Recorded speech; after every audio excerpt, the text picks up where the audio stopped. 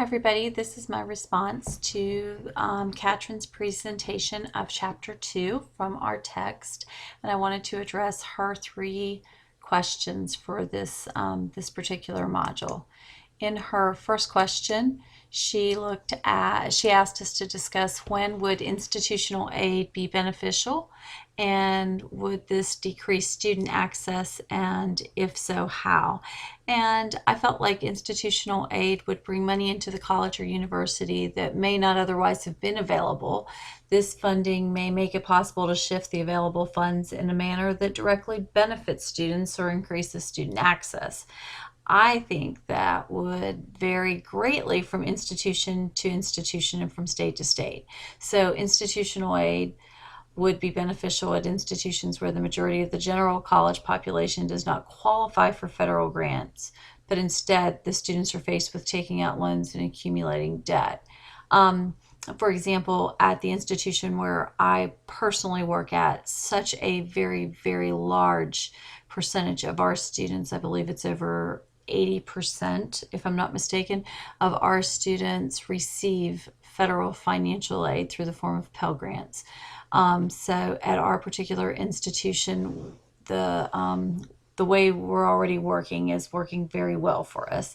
So the institutional aid may open new avenues of aid to students who otherwise were not available to receive assistance and tuition in some cases, but in other cases it may not. So I think it's going to vary from institution to institution, but it is possible that in some cases it could be beneficial depending on the student population.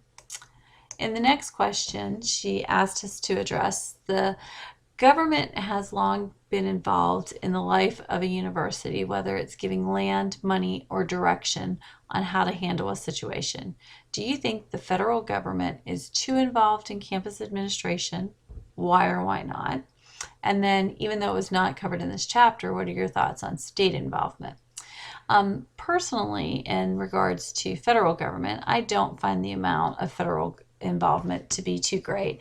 I feel that the federal government has handed off such a great majority of control to the state government that they do not have too big of a role at this particular time. Sometimes I feel like state government, on the other hand, does have a really, really large role. So this sometimes, I guess, I do think so, but the largest portion of our funding comes from state government. Several other people have mentioned this in their responses as well, that you're not going to get that money without control. That's just basically how it comes. Your funding comes, control comes with it. So the control comes from the state, the money comes from the state. It's all tied hand in hand.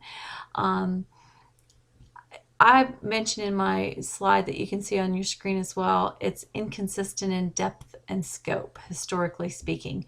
The amount of regulation and oversight has changed, I think, considerably over the years that I've worked in the field. When I think about not just funding model, but how the funding, what's tied to the funding, the amount of oversight to regulation and policy in higher ed, to me, has changed significantly over the years.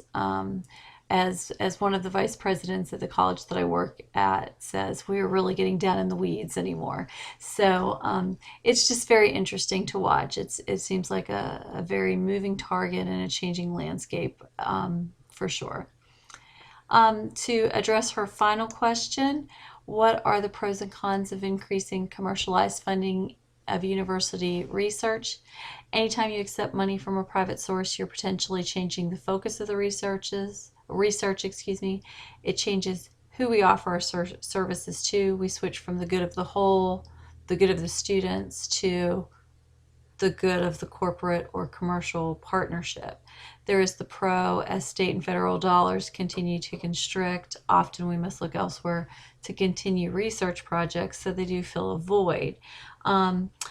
Just to kind of end with a little quote from our text at the very end of the chapter, when they start talking about the corporate university government partnerships, they talk about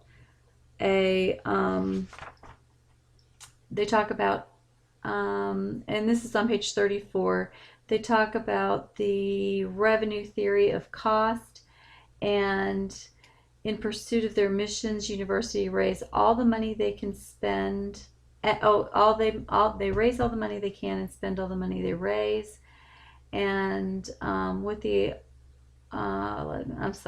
we are left to wonder about the underlying motives of universities and their subunits, and they continue to pursue their goal of raising all the money they can. So it just makes us sound way more focused on money than students and mission. And I'm sorry it's late and I butchered that quote there at the end, and I'm sorry about that. But I wanted to get to the underlying point of the focus on the money, not the focus on the mission or the students. So that was always very concerning to me.